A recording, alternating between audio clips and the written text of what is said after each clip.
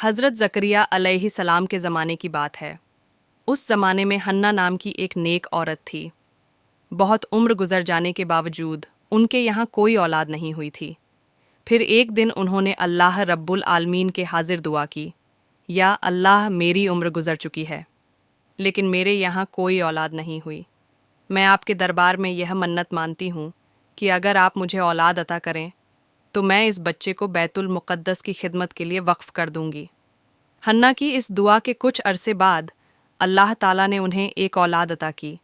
हन्ना अपनी इस औलाद को देखकर बहुत खुश हुई, लेकिन उनकी यह खुशी ज़्यादा देर तक कायम ना रह सकी, क्योंकि जब उन्होंने बच्चे को देखा तो मालूम हुआ कि यह एक लड़की है। लड़की को देखकर हन्ना के दिल को बहुत दुख पहुंचा। फिर उन्होंने अल्लाह रब्बुल आलमीन के हाजिर दुखी दिल के साथ दुआ की, या अल्लाह, मैंने आपके दरबार में मन्नत मानी थी कि अगर आप मुझे औलाद अता करेंगे तो मैं उसे आपके घर बैतुल मुक़द्दस की खिदमत के लिए वक्फ़ करूँगी, लेकिन यह तो एक लड़की है। मैं इस लड़की को बैतुल मुक़द्दस की खिदमत के लिए कैसे वक्फ़ करूँगी, और बैतुल मुक़द्दस के खिदमतगार भी तो एक लड़की को खिदमत के लिए कबूल नहीं करेंगे। हन्ना की यह दुखी दुआ सुनकर अल्लाह रब्बुल आलमीन ने उन्हें तसल्ली दी। ए हन्ना, तुम शायद इस बात पर गमगीन हो कि तुम्हारे यहाँ एक लड़की पैदा हुई। हालांकि तुम एक लड़का चाहती थी, लेकिन जान लो कि यह लड़की एक आम लड़की नहीं है। यह दुनिया के बहुत से मर्दों से भी ज़्यादा अजीम मुकाम रखती है। और जहाँ तक बैतुल मुक़द्दस की खिदमत का ताल्लुक़ है, इस बारे में तुम फिक्र ना करो। तुम इस लड़की की परवरिश करो, और जब यह खिदमत के काबिल हो जाए तो उसे बैतुल मुक़द्दस ले आना। मैं उसे कबूल करूँगा। अल्लाह रब्बुल आलमीन की तरफ से यह तसल्ली पाने के बाद हन्ना मुतमिन हो गई। फिर उन्होंने अपनी इस बेटी का नाम मरियम रखा। हन्ना ने अल्लाह रब्बुल आलमीन के हाजिर दुआ की, या अल्लाह मरियम को और उसकी नस्ल को अपनी रज़ा के लिए कबूल फरमा लीजिए और उन्हें शैतान के शर से महफूज रखिए। हन्ना ने मरियम की 7 साल तक परवरिश की। उस ज़माने में बैतुल मुक़द्दस के इमाम हज़रत ज़करिया अलैहिस्सलाम थे। जब मरियम 7 साल की हो गई तो उनकी माँ हन्ना उन्हें हज़रत ज़करिया अलैहिस्सलाम के पास ले गई। उन्होंने कहा, ए अल्लाह के नबी, मैंने मन्नत मानी थी कि अगर अल्लाह मुझे औलाद अता करेंगे तो मैं इसे अल्लाह के घर की खिदमत के लिए वक्फ़ करूं, लेकिन बदकिस्मती से मेरे यहाँ एक लड़की पैदा हुई। मैंने 7 साल तक उसकी परवरिश की। अब मैं अपनी मन्नत पूरी करने के लिए इस लड़की को आपके हवाले करने आई हूँ। बराए करम इसे कबूल करें और बैतुल मुक़द्दस की खिदमत के लिए मौका फ़राहम करें। हज़रत ज़करिया अलैहिस्सलाम ने हन्ना की दरख्वास्त पर बैतुल मुक़द्दस के तमाम खिदमतगारों को बुलाया और कहा, आप लोगों में से कौन है जो इस लड़की की परवरिश की ज़िम्मेदारी कबूल करेगा? बैतुल मुक़द्दस के खिदमतगारों ने मरियम रजी अल्लाह अन्हा के चेहरे पर एक नूर की झलक देखी और हर एक उनकी परवरिश की ज़िम्मेदारी लेने के लिए बेताब हो गया। हज़रत ज़करिया अलैहिस्सलाम के दिल में भी मरियम की परवरिश की ख्वाहिश थी, क्योंकि मरियम की खाला उनकी बीवी थी। उन्होंने बैतुल मुक़द्दस के खिदमतगारों को दलीलें देकर कहा, आप सब सुने, इस लड़की की परवरिश के लिए सबसे मुफीद शख्स मैं हूँ, क्योंकि इसकी खाला मेरी बीवी है। लेकिन बैतुल मुक़द्दस के खादिम ने हज़रत ज़करिया अलैहिस्सलाम की इस तजवीज़ को रद्द कर दिया और कहा, ए ज़करिया, हम सब के दिल में इस बच्ची की परवरिश की ख्वाहिश है, इसलिए यह दलील कि इसकी तुम्हारे घर में है तुम्हें इसकी की परवरिश की ज़िम्मेदारी लेने का हक़ नहीं देती। हज़रत ज़करिया अलैहिस्सलाम ने देखा कि सभी इसे परवरिश की ज़िम्मेदारी लेना चाहते हैं, और इस सूरत हाल में एक पेचीदगी पैदा हो गई। ऐसी हालत में उन्होंने कहा, देखो, हम सब चाहते हैं कि इस बच्ची की परवरिश करें। मेरा ख़याल है कि अगर हम इस मामले को अल्लाह रब्बुल आलमीन के सुपुर्द कर दें तो वह हमारे बीच फ़ैसला फरमा देंगे कि मरियम की परवरिश कौन करेगा। इसलिए आओ हम सब एक कौरा अंडाकार कुंड का इंतज़ाम करें और हम अपनी वह कलम जिनसे तौरा की किताबत करते हैं पानी से भरे हुए एक प्याले में डालेंगे। जिसकी कलम डूब जाए वह मरियम की परवरिश की ज़िम्मेदारी नहीं ले सकेगा, और जिसकी कलम तैरती रहे वह मरियम की परवरिश की ज़िम्मेदारी ले सकेगा। बैतुल मुक़द्दस के तमाम खिदमतकार हज़रत ज़करिया अलैहिस्सलाम की इस तजवीज़ से मुतफ़िक हो गए। फिर उनके सामने एक पानी से भरा हुआ प्याला लाया गया। एक के बाद एक ने अपनी कलम इस प्याले में डालना शुरू किया। सबकी कलम इस पानी में डूब गई। आखिरकार हज़रत ज़करिया अलैहिस्सलाम ने अपनी कलम इस प्याले में रखी। देखा गया कि उनकी कलम मुआजिजी तौर पर पानी की सतह पर तैर रही है। फिर सब ने मुतफिक तौर पर फैसला किया कि हज़रत ज़करिया अलैहिस्सलाम मरियम रज़ी अल्लाह अन्हा की परवरिश की जिम्मेदारी लेंगे। इसके बाद हज़रत ज़करिया अलैहिस्सलाम ने बैतुल मुक़द्दस के करीब मरियम रज़ी अल्लाह अन्हा के लिए एक कमरा तामीर किया। वह हमेशा उसी कमरे में रहती और हज़रत ज़करिया अलैहिस्सलाम उनकी देखभाल करते। जब वह कहीं बाहर जाते तो कमरे को ताला लगा देते और किसी को अंदर दाखिल होने की इजाज़त ना होती। एक मर्तबा हज़रत ज़करिया अलैहिस्सलाम ने मरियम रज़ी अल्लाह अन्हा को कमरे में बंद करके बाहर जाना चाहा, लेकिन उन्हें एक ज़रूरी काम में मशगूल हो जाना पड़ा। ऐसी हालत पैदा हुई कि वह मरियम को भूल गए। असल में अल्लाह रब्बुल आलमीन ने उनके दिल से मरियम का ख्याल हटा दिया था, क्योंकि अल्लाह एक मुआजिज़ा ज़ाहिर करना चाहते थे। 4 दिन बाद हज़रत ज़करिया अलैहिस्सलाम को याद आया कि वह मरियम को कमरे में बंद करके चले आए हैं। उन्होंने अफसोस करते हुए कहा, या अल्लाह, ये मैंने क्या किया? पता नहीं इन 4 दिनों में मरियम क्या खा रही होंगी और वह अकेली इस कमरे में कैसे वक्त गुजार रही होंगी। फिर वह जल्द से जल्द बैतुल मुक़द्दस वापस आए। उन्होंने मरियम के कमरे में दाखिल होकर देखा कि मरियम अल्लाह रब्बुल आलमीन की इबादत में मशगूल है। उन्होंने देखा कि कमरे में मुख्तलिफ़ किस्म के फल और खाने मौजूद हैं और हर एक खाने से एक खुशबू आ रही थी। यह मंजर देखकर हज़रत ज़करिया अलैहिस्सलाम ने अल्लाह रब्बुल आलमीन का शुक्र अदा किया। जब मरियम ने नमाज पूरी की तो उन्होंने हज़रत ज़करिया अलैहिस्सलाम को सलाम किया। हज़रत ज़करिया अलैहिस्सलाम ने शर्मिंदगी और दुख भरे लहजे में कहा, मरियम, तुम इन कुछ दिनों में कैसी थी? मैं एक बड़ी परेशानी में मुब्तला होकर तुम्हें भूल गया था और तुम्हारी देखभाल नहीं कर सका। मुझे माफ़ कर दो। तब मरियम ने कहा, आप क्या कह रहे हैं? मैं कुछ समझ नहीं रही। आप तो सुबह मुझे इस कमरे में छोड़कर गए थे और अब दोपहर होने से पहले ही मुझसे पूछ रहे हैं कि मैं इन कुछ दिनों में कैसी थी। सिर्फ एक दिन ही तो हुआ कि मैं इस कमरे में हूँ। हज़रत ज़करिया अलैहिस्सलाम मरियम रजी अल्लाह अन्हा की यह बात सुनकर बेहद हैरान और रह गए। फिर ज़करिया अलैहिस्सलाम ने उनसे पूछा, मरियम, तुम्हारे पास यह इतना खाना, फल और इतने खूबसूरत खाने कहाँ से आए? तब मरियम ने कहा, जिस अल्लाह ने आपको मेरा ख्याल दिल से भला दिया था, वही अजीम अल्लाह ये खूबसूरत खाने मेरे पास लाए हैं। हज़रत ज़करिया अलैहिस्सलाम ने कहा, ए मरियम, तुम पर अल्लाह की बेहतरीन नेमतें हैं। तुम हमेशा अल्लाह की इबादत और बंदगी करती रहो। एक दिन अल्लाह ऐसा इज़्ज़त वाला मकाम अता करेंगे जो दुनिया के लिए एक मिसाल बन जाएगा।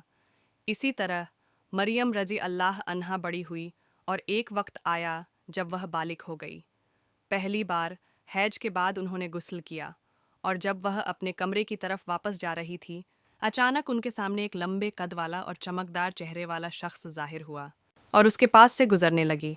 जब वह शख्स उनकी तरफ बढ़ा तो मरियम ने कहा, ए अल्लाह के बंदे, तुम अल्लाह से डरो। मैं तुम्हें नहीं जानती और ना ही यह समझती हूँ कि तुम मेरी तरफ क्यों आ रहे हो। दरहकीक मरियम नहीं जानती थी कि वह शख्स हज़रत जिब्राइल अलैहिस्सलाम थे। उन्होंने मरियम से कहा, ए मरियम, मैं तुम्हारे लिए अल्लाह की तरफ से खुशखबरी लेकर आया हूँ। तब मरियम ने पूछा, आप कौन हैं? यह समझती हूँ कि तुम मेरी तरफ क्यों आ रहे हो। दरहकीक मरियम नहीं जानती थी कि वह शख्स हज़रत जिब्राइल अलैहिस्सलाम थे। उन्होंने मरियम से कहा, ए मरियम, मैं तुम्हारे लिए अल्लाह की तरफ से खुशखबरी लेकर आया हूँ। तब मरियम ने पूछा, आप कौन हैं और कौन सी खुशखबरी लाए हैं? जिब्राइल अलैहिस्सलाम ने कहा, मैं अल्लाह का फ़रिश्ता हूँ और मैं तुम्हें अल्लाह की तरफ से एक बेटा अता करने आया हूँ। मरियम ने कहा, मेरा बच्चा कैसे पैदा होगा? मैं ना तो शादीशुदा हूँ और ना ही किसी मर्द ने आज तक मुझे छुआ है। जिब्राइल अलैहि सलाम ने कहा, ए अल्लाह की बंदी, तुम्हारे रब ने फरमाया है कि यह उसके लिए बहुत आसान है और वह उसे इंसानों के लिए एक निशानी और रहमत बनाना चाहते हैं। यह फ़ैसला अल्लाह रब्बुल आलमीन ने बहुत पहले से कर रखा है। वह तुम्हें बिना किसी मर्द के छुए एक बेटा अता करेंगे। फिर जिब्राइल अलैहिस्सलाम ने मरियम रजी अल्लाह अन्हा के चेहरे की तरफ एक फूंकी मारी और इसके बाद वह गायब हो गए। मरियम ने फ़ौरन महसूस किया कि उनके जिस्म का वज़न 2 गुना बढ़ गया है। इसके बाद वह बेहद फ़िक्रमंद हो गई और अल्लाह के हुजूर में सजदे में गिर पड़ी।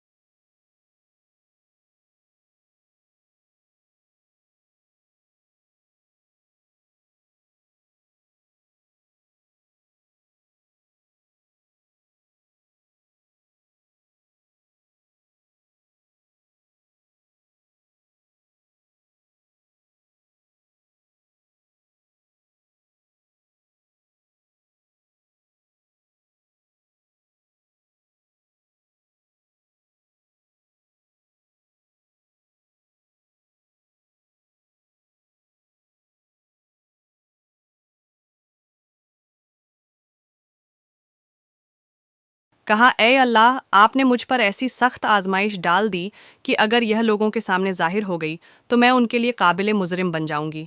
اس کے باوجود میں آپ کی دی ہوئی ذمہ داری قبول کرتی ہوں، لیکن دنیا میں کسی اور انسان کو ایسی سخت آزمائش میں نہ ڈالنا۔ ایسی آزمائش میں بہت سے لوگ ایمان سے محروم ہو جائیں گے۔ اے مہربان اللہ، مجھے اس آزمائش میں ثابت قدم ہونے کی توفیق عطا فرما، مجھے صبر کرنے والوں میں شمار کر دے اور میری تمام مصیبتیں آسان کر دے۔ کچھ دنوں بعد بنی اسرائیل کے بیچ حضرت مریم رضی اللہ عنہا کے حاملہ ہونے کی خبر پھیل گئی۔ تب ایک گروہ آیا اور انہیں دھمکی دیتے ہوئے کہا، مریم سچ بتاؤ، تمہارے پیٹ میں موجود بچے کا باپ کون ہے؟ تم ایک لڑکی ہو، کسی مرد کے چھوئے بنا تم حاملہ کیسے ہو سکتی ہو؟ لہٰذا سچ بتاؤ، وہ مرد کون ہے جس نے تمہارے ساتھ گناہ کیا؟ اگر تم اس کا نام بتا دو تو ہم اسے مناسب سزا دے سکتے ہیں۔ اس پر حضرت مریم نے ان کے سوال کا جواب دیا، میں کچھ نہیں جانتی، میں نے کسی مرد کے ساتھ گناہ نہیں کیا اور نہ ہی کسی نے مجھے چھوا ہے۔ تم جو کچھ دیکھ رہے ہو یہ سب عظیم اللہ رب العالمین کی نشانی ہے۔ انہوں نے مجھے یہ بچہ کسی مرد کے چھوئے بنا عطا کیا ہے اور انہوں نے مجھے خبر دی ہے کہ میرا یہ بچہ اس زمانے کا نبی ہوگا۔ اس کے علاوہ مجھے کچھ نہیں معلوم۔ اسی دوران ایک نوجوان بولا، دن رات مسجد میں عبادت کے بہانے کمرہ بند کر کے تم کسی اور مرد کے ساتھ گناہ کرتی ہو اور اب وہ راج فاش ہو چکا ہے۔ اب کوئی بہانہ سے سچائی کو چھپانے کی کوشش کر رہی ہو۔ سچ بتاؤ تم نے کس کے ساتھ گناہ کیا؟ اگر تم نے خود بتایا تو ہم کسی بھی طریقے سے اس مرد کا پتہ لگائیں گے اور تمہارے منہ سے اس کا نام نکلوا کر رہیں گے۔ ان کی یہ ذلت توہین عام باتیں سننے کے باوجود حضرت مریم رضی اللہ عنہا لگاتار یہی کہتی رہی، میرا یہ عظیم بیٹا اللہ رب العالمین کا عطا کیا ہوا ہے، اس کے علاوہ مجھے کچھ نہیں معلوم۔ آخرکار وہ لوگ تنگ آ کر ان کے پاس سے چلے گئے۔ حضرت مریم رضی اللہ عنہا کے ایک خالہ جاد بھائی تھے جن کا نام یوسف تھا۔ وہ ہمیشہ ان کی محبت میں مبتلا رہتے تھے اور ان سے شادی کرنے کے خواب دیکھتے تھے۔ جب انہوں نے سنا کہ مریم حاملہ ہے تو وہ ان کے پاس آئے اور کہنے لگے، مجھے دھوکہ دے کر تم نے کس مرد کا ہاتھ تھاما؟ میں نے تمہارا کتنا انتظار کیا اور تم نے مجھے کیسے نظر انداز کر کے کسی اور کو اپنا بنا لیا؟ میں نے ایسا کیا جرم کیا تھا؟ میں تو تمہارے ساتھ کوئی گناہ نہیں کرنا چاہتا تھا۔ میں تو تم سے شادی کر کے تمہیں اپنے گھر لاتا تو کوئی بدنامی نہ ہوتی۔ اب تم ناجائز طور پر حاملہ ہو کر دنیا میں بدنام ہو گئی ہو۔ اگر تم مجھ سے شادی کر لیتی تو یہ سب کچھ نہ ہوتا۔ یہ تمہارے لیے بہتر ہوتا۔ حضرت مریم نے یوسف کی بات سن کر کہا، بھائی یوسف تم یقین کرو، میں اللہ کی قسم کھا کر کہتی ہوں کہ میں نے کسی مرد کے ساتھ گناہ نہیں کیا اور نہ ہی میں گناہ گار ہوں۔ یہ بچہ اللہ رب العالمین نے جبرائیل علیہ السلام کے ذریعے مجھے عطا کیا ہے اور انہوں نے مجھے خوشخبری دی ہے کہ میرا یہ بیٹا نبی ہوگا۔ تب یوسف نے کہا، تم اب بھی مجھے بیوقوف بنانے کی کوشش کر رہی ہو۔